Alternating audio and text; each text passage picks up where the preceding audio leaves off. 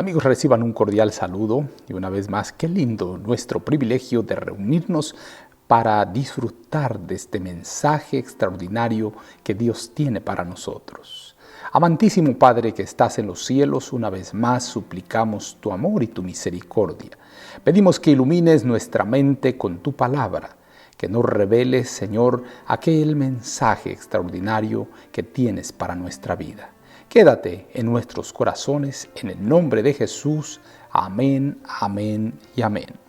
El día de hoy te presento ser compasivos cuando la pobreza es inevitable.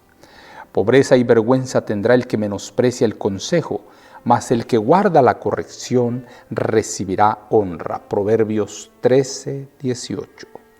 En la parábola el Señor hizo comparecer ante sí al despiadado deudor y le dijo: siervo malvado, toda aquella deuda te perdoné, porque me rogaste. ¿No debías tú también tener misericordia de tu consiervo, como yo tuve misericordia de ti? Entonces su señor enojado le entregó a los verdugos hasta que pagase todo lo que debía. Así dijo Jesús: mi Padre Celestial hará con vosotros, si no perdonáis de todo corazón cada uno a su hermano sus ofensas. Mateo 18:32.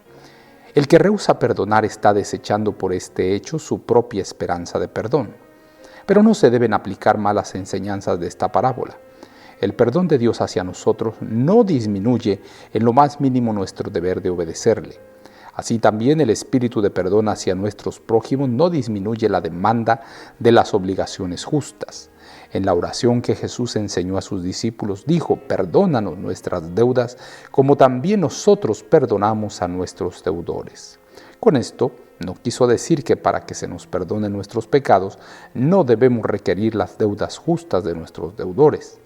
Si no pueden pagar, aunque sea por su administración imprudente, no han de ser echados en prisión, oprimidos o tratados ásperamente. Pero la parábola no nos enseña que fomentemos la indolencia. La palabra de Dios declara que si alguno no quiere trabajar, tampoco coma. El Señor no exige que el trabajador sostenga a otros en la ociosidad. Hay muchos que llegan a la pobreza y a la necesidad porque malgastan el tiempo o no se esfuerzan. Si esas faltas no son corregidas por los que las abrigan, todo lo que se haga en su favor será como poner un tesoro en una bolsa agujereada. Sin embargo, hay cierta clase de pobreza que es inevitable y hemos de manifestar ternura y compasión hacia los infortunados. Deberíamos tratar a otros así como a nosotros nos gustaría ser tratados en circunstancias semejantes. Palabras de vida del Gran Maestro, páginas 192 y 193. Pobreza y vergüenza tendrá el que menosprecia el consejo, mas el que guarda la corrección recibirá honra. Proverbios 13, 18. Amantísimo Padre, gracias por la comprensión correcta de esta parábola. Ayúdanos a ser responsables con nuestras deudas, a ser cuidadosos, Señor, en todas nuestras transacciones y a ser justos y misericordiosos si es a nosotros a quienes nos deben. Por favor, ten misericordia de nuestra vida.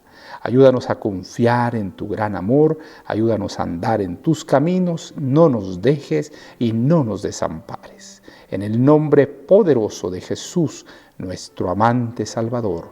Amén, amén y amén. Jehová te bendiga y te guarde, Jehová haga resplandecer su rostro sobre ti y tenga de ti misericordia. Jehová alce a ti su rostro y ponga en ti paz. No lo olvides, conserva una sonrisa en tus labios, una oración en la mente y una canción en el corazón. Hasta la próxima.